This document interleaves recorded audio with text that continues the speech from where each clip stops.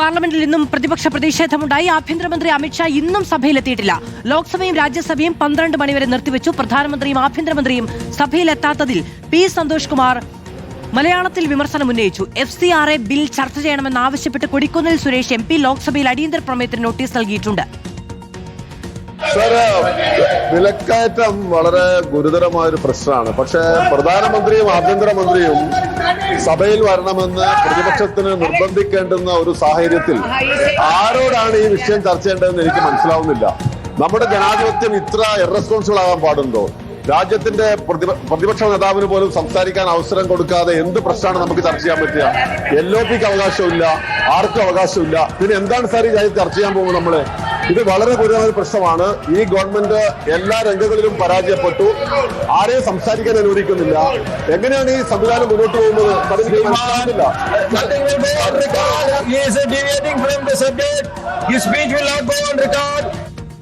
Nobel Marikkaran വിവരങ്ങളുമായി നമ്മളോടൊപ്പം ചേരുകയാണ്. നോബൽ, ആഭ്യന്തരമന്ത്രി ഇന്നും സഭയിലെത്തിയിട്ടില്ല. ആഭ്യന്തരമന്ത്രിയും പ്രധാനമന്ത്രിയും മറുപടി പറയണമെന്ന ആവശ്യത്തിൽ ഇതുവരെ അനുഭാവപൂർവമായ നിലപാട് പക്ഷം നടത്തിയിട്ടില്ല എന്നതാണ് ഏറ്റവും പ്രധാനപ്പെട്ട ഒരു കാര്യം. മാത്രമല്ല, ലോക്സഭയിൽ ഈ FCRAയുമായി ബന്ധപ്പെട്ട അടിയന്തര പ്രമേയത്തിന് നോട്ടീസും ഉണ്ടായിരുന്നു. എന്താണ് വിവരങ്ങൾ?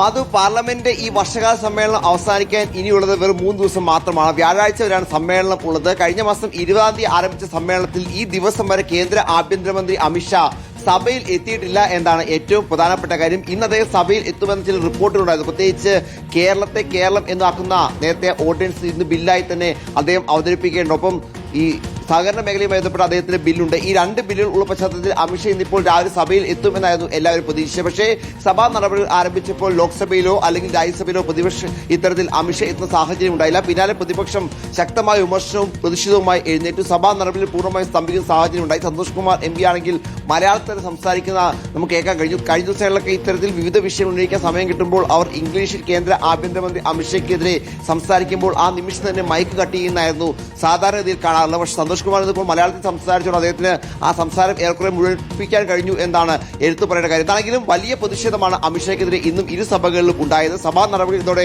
സ്തംഭിക്കുന്ന സാഹചര്യം ഉണ്ടായി. ലോക്സഭ ആരംഭിച്ച ഉടൻ തന്നെ പിരിഞ്ഞ് 12 മണി വരെ പിരിയുകയുണ്ടായി. രാജ്യസഭയാണെങ്കിൽ കുറച്ച് സമയം മുന്നോട്ട് പോയ ശേഷം ശക്തമായ പ്രതിപക്ഷ പ്രതിഷേധം ഉയർന്നതോടെ 12 മണി വരെ നിർത്തിവെച്ചിരിക്കുന്നു. ഇരു സഭകളും നിർത്തിവെച്ചിരിക്കുന്നു. പാർലമെന്റ് കവാടത്തിലും അമിത്ഷാ എത്തണം എന്നാവശ്യപ്പെട്ടുള്ള പ്രതിപക്ഷത്തിന്റെ പ്രതിഷേധം ഉണ്ടായി. എന്താണെങ്കിലും ഒരു ജനാധിപത്യ സംവിധാനത്തിൽ പാർലമെന്റ് പോലുള്ള പ്രധാനപ്പെട്ട ഒരു കേന്ദ്രത്തിൽ ഇത്ര ദിവസമായിട്ടും കേന്ദ്ര ആഭ്യന്തരമന്ത്രി എത്തുന്നില്ല. പ്രത്യേകിച്ച് വിദ്യാർത്ഥികൾക്കെതിരായ പോലീസ് നടപടി, വെടിവെപ്പ്, പെലറ്റ് ഗൺ ഉപയോഗം അടക്കമുള്ള വിഷയങ്ങളിൽ വലിയ പ്രതിഷേധം പ്രതിപക്ഷം ഉയർത്തുമ്പോഴും സഭയിലേക്ക് എത്താൻ ഇതുവരെ കേന്ദ്ര ആഭ്യന്തരമന്ത്രി തയ്യാറായിട്ടില്ല എന്ന് പറയുന്നത് ജനാധിപത്യത്തെ വെല്ലുവിളിക്കൽ ആണ് എന്നാണ് പ്രതിപക്ഷം ആരോപിക്കുന്നത്. എന്താണെങ്കിലും വലിയ വിമർശനം ആ വിഷയത്തിൽ ഉണ്ടായി, പ്രതിഷേധം ഉണ്ടായി. അതിന്റെ അടിസ്ഥാനത്തിൽ സഭാ നടപടികൾ ഇപ്പോൾ 12 മണി നിർത്തിവെച്ചിരിക്കുന്നു. 12 മണിക്കും കേന്ദ്ര ആഭ്യന്തരമന്ത്രി എത്തിയില്ലെങ്കിൽ കൂടുതൽ പ്രതിഷേധം കനക്കും. ഒരുപക്ഷെ സഭ വീണ്ടും സ്തംഭിക്കാനുള്ള സാഹചര്യമാണ് ഉള്ളത്. മധു, നോബൽ മാരിക്കാരനാണ് വിവരങ്ങൾ നൽകിയത്. 12 മണിവരെ ഇരുസഭകളും നിർത്തിവെച്ചിരിക്കുകയാണ് പ്രതിഷേധത്തെ തുടർന്ന്.